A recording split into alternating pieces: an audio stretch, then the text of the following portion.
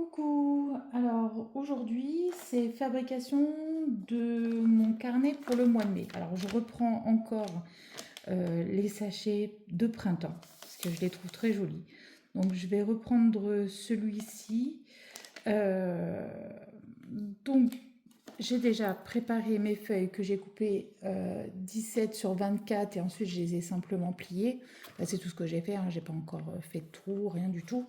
J'ai juste préparé ça parce que c'est le truc qui n'est pas forcément très intéressant parce qu'il suffit juste de couper 17 sur 24 et de les plier en deux.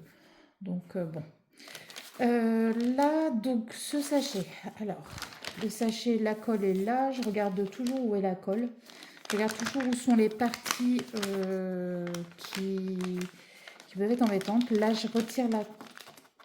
Je vais tirer un petit peu. Je vais essayer de pas trop déchirer le papier, même si je pense pas que j'aurai besoin de cette partie-là. J'ai déchiré. Voilà.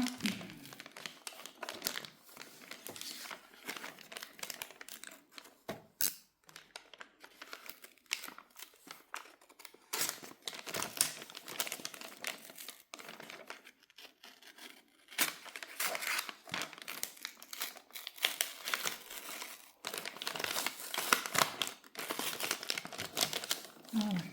Tac.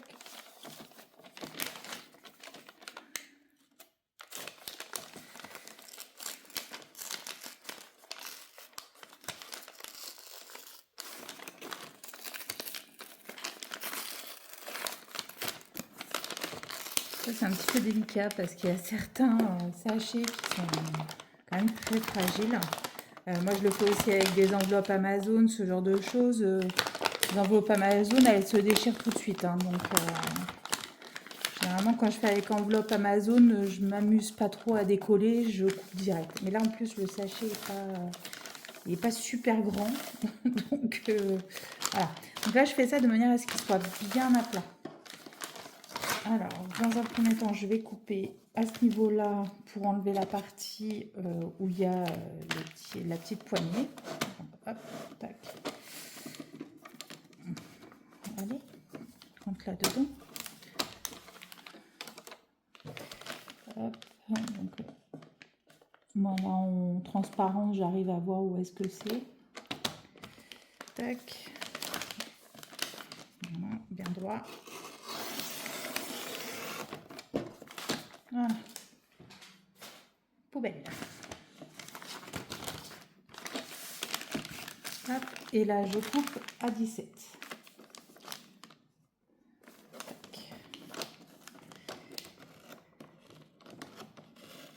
C'est à la hauteur.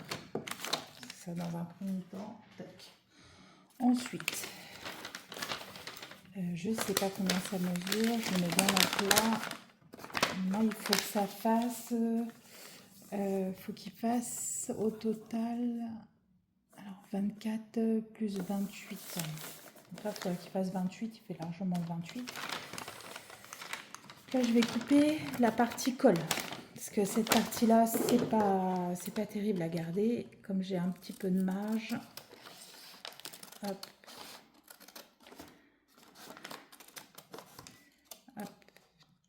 Donc là, voilà. Je retourne.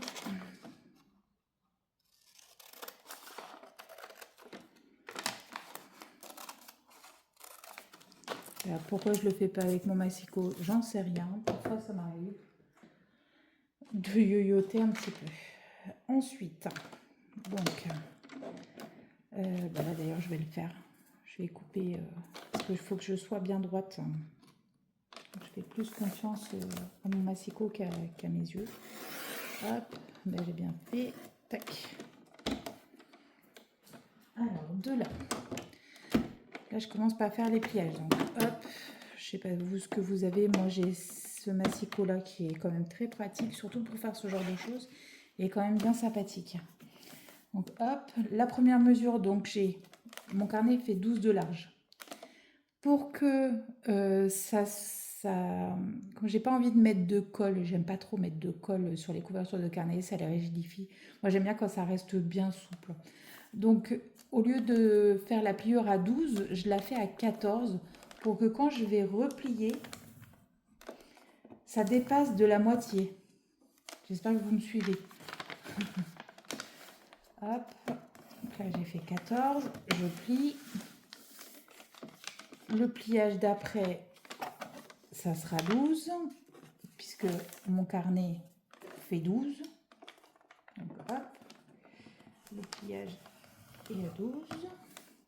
Je vais faire à 24. Voilà, puisque 12 plus 12, 24. Et là, il me restera la partie à 14. Donc là, je retourne tout ça, je mets en position découpe, s'il veut bien. Voilà. Là, c'était celle-ci. Donc, à partir de là, je me mets à 14. Tac. Et là, hop, je coupe. Dans le coin là-bas. Donc là, voilà. Là, je suis vraiment dans les bonnes mesures. Vous voyez, quand on le replie, on a cette marge qui est normale. Et là, donc je choisis. C'est vrai que ça c'est bien tombé parce que j'ai pas fait attention en plus. Vous voyez, ça sera la couverture de là. Voilà. Là, je le plie pas tout de suite. Je vais vous expliquer pourquoi. Parce que cette partie-là à l'intérieur, je m'en fiche. Moi, je m'en fiche. Non, je m'en fiche pas. Je mets des pinces. Hop. Je plie bien. Je vais bien appuyer. Hop. Tac. Je vais bien plier. Là. Là. Et là, c'est une partie que je fais vraiment attention parce qu'après, ça fait pas joli si c'est mal mis. Donc, hop, je mets des pinces au niveau des intersections. De l'intersection, vous voyez. Du coup, vous avez un papier, deux papiers et l'extérieur. Bien à plat. Chlouc. Tac. Et de là, comme j'aime bien avoir, comment vous dire, j'aime bien avoir des petites poches. Vous voyez, j'en ai sur mes carnets. Voilà, j'aime bien. Parce que ça me permet de glisser certains papiers que j'ai envie de garder. Surtout des papiers qui concernent ce mois-là, en fait. Qui ne dureront pas ensuite. Donc souvent, je les laisse dedans. Parce que je me dis, bah, le jour que je vais en avoir besoin, eh ben, je sais que c'était tel rendez-vous au mois de mai, donc ça sera dans le carnet du mois de mai. Donc, je l'aurai dans la petite pochette. Et là, je vais devoir vous abandonner un petit peu, il faut que je change d'étage. Je vais à la machine à coudre faire une couture sur tout le bas, pas le haut, que le bas. L'intersection, là, comme je vous ai dit, je la laisse comme ça. Parce que quand je vais vous coudre le carnet, et ben, c'est à ce moment-là que mes intersections seront cousues. Ça ne sert à rien de mettre une couture qui en plus va être abîmée parce que quand on va mettre un coup de poinçon, on va abîmer de nouveau on va abîmer la couture que j'aurais faite, donc elle ne sert à rien, vaut mieux ne pas la faire. Là, je vais passer à la machine à coudre. Chose que je fais à chaque fois, c'est que vous voyez, dans la machine à coudre, on le passe comme ça. Là, je ne vais pas le passer de cette manière-là, puisque sinon, ça risque de relever en fait cette partie-là et faire des plis tout seul. J'aime pas trop. Donc, moi, je la passe comme ça. Je maintiens le maximum et hop, je passe comme ça. Voilà. Je ne me mets pas à 1 cm, je me mets à 0,5 puisque franchement, c'est pas très fragile. Je m'attendais à ce que ce soit un peu fragile. La couture et finalement pas du tout. Donc voilà, je la mets à 0,5. Comme ça me laisse bien un bon espace pour rentrer mes petites feuilles. Donc voilà, je vous abandonne quelques minutes, le temps d'aller faire la couture. Je reviens tout de suite. Donc voilà, je suis de retour. La couture est faite, hein, vous voyez. Il n'y a rien de... une ligne droite. Juste, je mets des points en 3, 5, 4, 5. Ça dépend de mon humeur. Donc là, je vais le plier. Donc, pour plier, J'appuie bien ici parce que sinon ça s'ouvre. Après, si vous préférez, vous pouvez mettre un bras de colle, hein, mais c'est vrai que moi, je suis pas trop... je préfère pas. Après, en plus, je fais mes coutures, donc mes coutures avec... pour relier, donc voilà. Voilà. Et voilà la couverture de carnet. Hop. On met dedans. Et voilà ce que ça donne.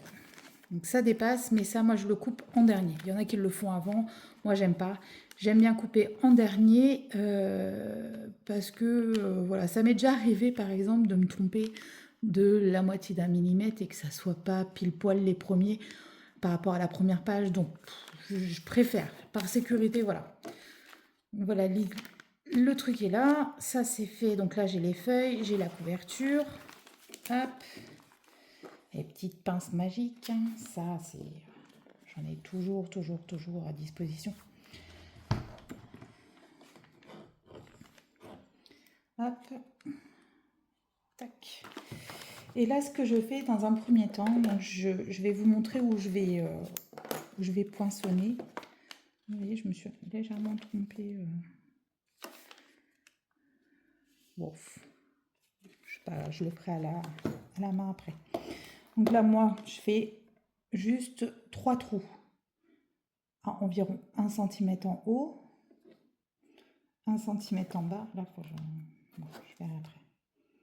1 cm en bas et je me mets au milieu approximativement. Moi, j'ai pas trop vu mon stockage après, en fait, ça n'a pas trop d'importance. Mais j'aime bien au milieu à 1 cm, à 1 cm. J'aime bien.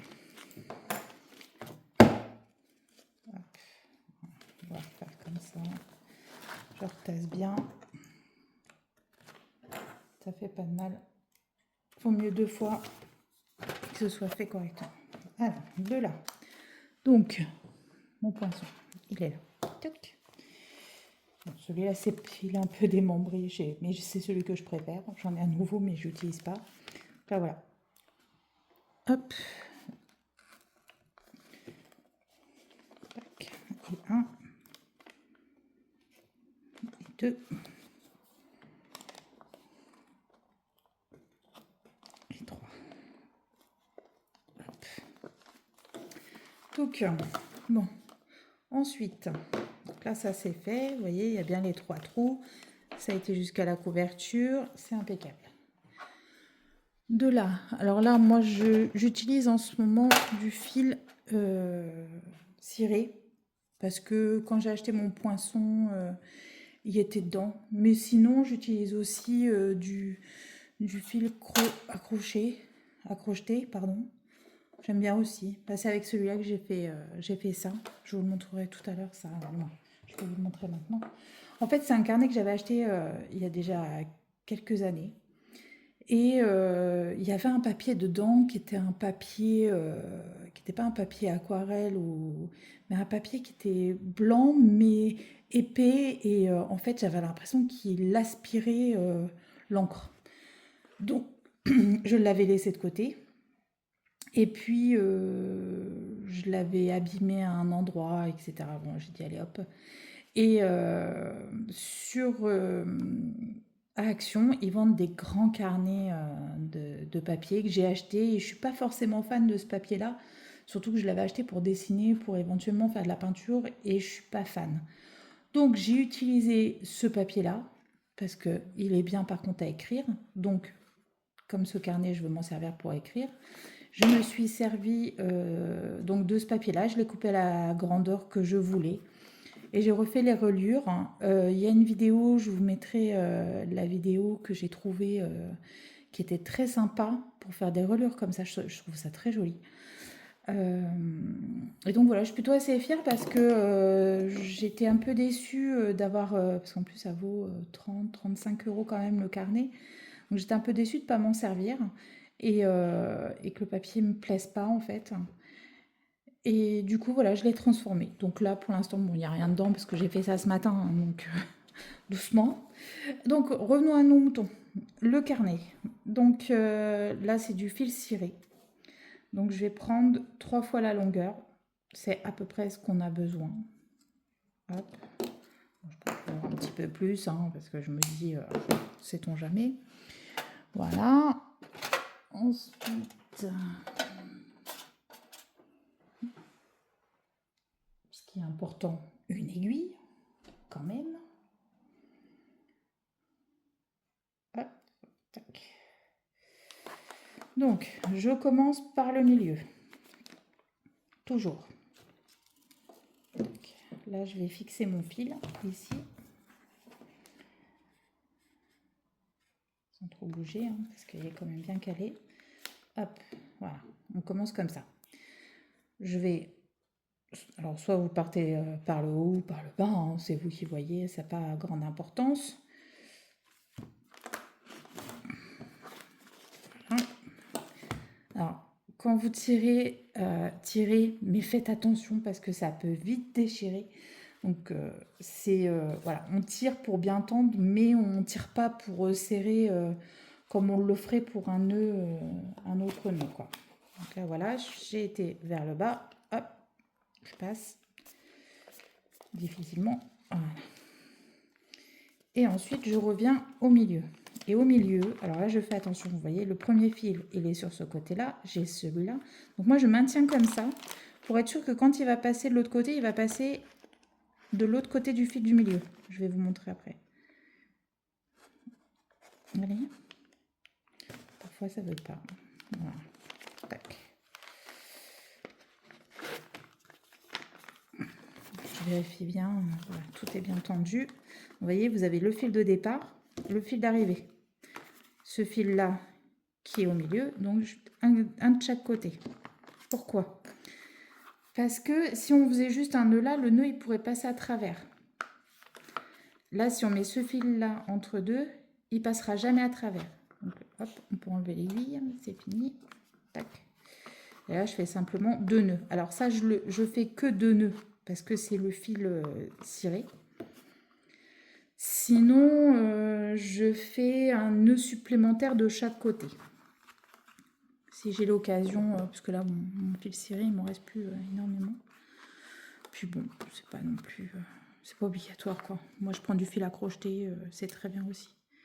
Hop, on égalise. On enlève les pinces. Hop, et là, voilà. Voilà. On va l'appuyer. Tac. Et là, on a presque terminé. Je dis presque, hein, parce que là, par exemple, j'aime pas trop, là, ça dépasse. Donc, ça pour faire ça. Alors, moi, j'ai ma façon à moi. Je pense qu'il y en a qui diront, oui, mais c'est inutile. Oui, moi, j'aime bien. Hop, je sécurise avec une pince. Ensuite, je prends une règle métal très fine, parce que, voilà, je me mets... Voilà, même ça, c'est pas droit. Hein. Bon, c'est pas super droit, je trouve. Ouais. Et là, juste, je vais couper ce qui dépasse avec la couverture.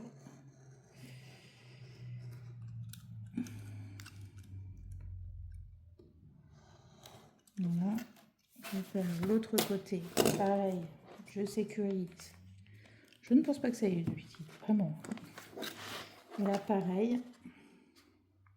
Je suis dangereuse avec mon cutter. Mais cette fois, je vais aller un petit peu plus loin. Voilà.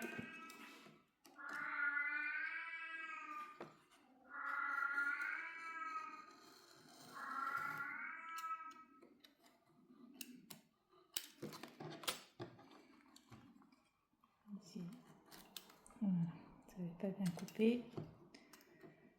Hop. Voilà. Là, on est à là. Ça, je sais pas pourquoi je l'ai sorti, ça ne me servait à rien.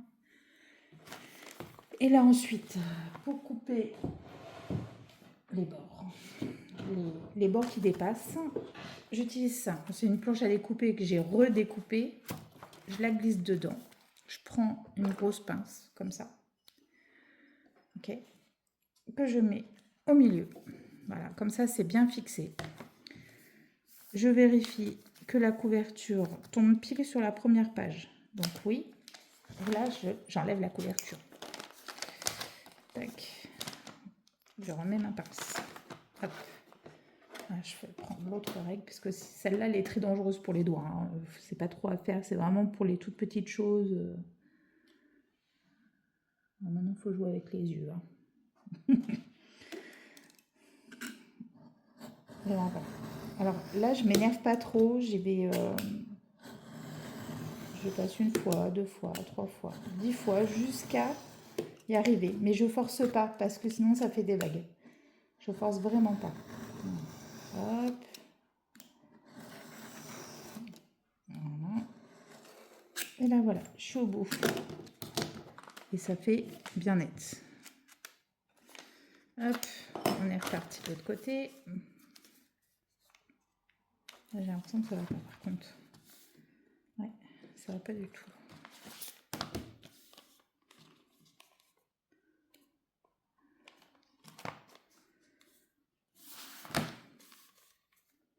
Ah si. C'est ma feuille. Je comprends pas là. Moi, pas comprendre. Bon.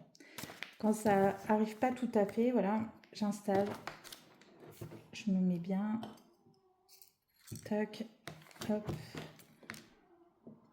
Je trace un trait au niveau de la couverture. Tac. Pareil, à la même technique. Je tourne la page, vous voyez? Elle est déjà presque fixée. Mais je vais rajouter un truc après. Je vais rajouter un petit truc. Un petit bout de scotch. Du moins de scotch. De double face. Hop. Il est bien écalé. Et là, hop, je me mets pile. Tac. Et on y va. Prends son temps. Ça sert à rien d'aller trop vite.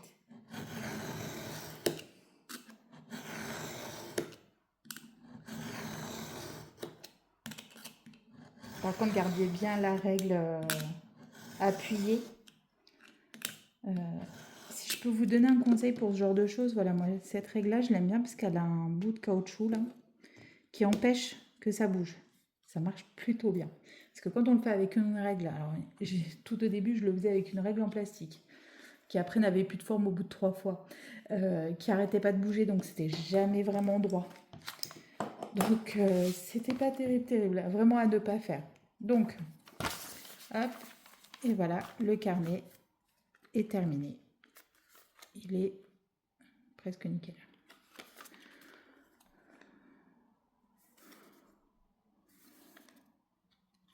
Ça va.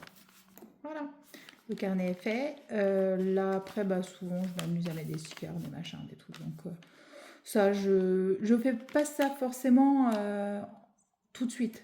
Je le fais au fur et à mesure. Il y a des fois, j'ai le temps d'en mettre. Des fois, bah, comme là, j'en ai 3. Sur celui d'après, j'en ai 2. Sur celui-là, bah, je ne vais pas en mettre pour le moment. Et puis, au fur et à mesure du mois, je rajoute. Donc voilà, prochaine vidéo qui devrait arriver assez vite. Je pense que je vais la faire demain. Ça sera la préparation de mon mois de mai. En plus, mon mois de mai est un petit peu corsé puisque moins corsé. Je commence mes séances de kiné. J'ai 3 rendez-vous par semaine, donc c'est un peu énorme. Donc je vais avoir beaucoup de choses à noter. Il va falloir que je réfléchisse à comment faire pour pas que pour que ça soit plutôt voilà, pour que ça rentre en fait. Ah oui, je vous montre le derrière. Donc là, devant, on n'a rien puisque forcément il est de l'autre côté. Il est à l'intérieur de la pochette. Vous voyez. Là ici, il n'est pas à l'intérieur de la pochette. Donc on va prendre le petit stick de colle. Là, hop, j'en mets juste un tout petit peu et hop. Voilà, comme ça c'est fixé. On n'en parle plus, ça bouge pas trop. Voilà. Voilà, c'est fini. Alors j'espère que cette vidéo vous a plu. Je vous souhaite une très bonne soirée et à très bientôt. Au revoir.